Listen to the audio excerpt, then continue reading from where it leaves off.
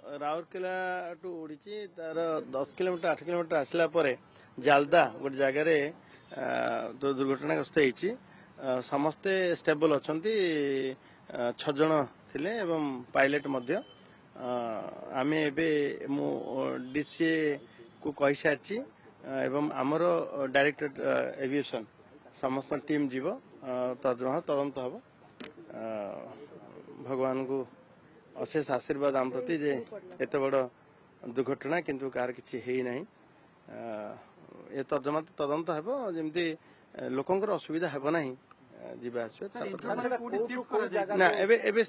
से लोकाल अच्छा प्राय प्राय गोटे ग्राउंड फ्लोर रु माने केते हम गोटे से अल्प दूर हाँ हाँ राउरकेला भुवनेश्वर आसला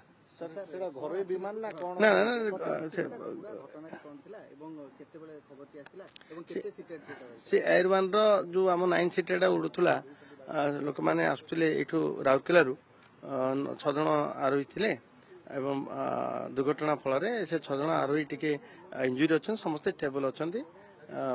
राउरकेला गोटे 10 किलोमीटर भीतर आसला जालदा एक जगह से दुर्घटनाग्रस्त होते बड़ किसी घटना है ना भगवान आशीर्वाद।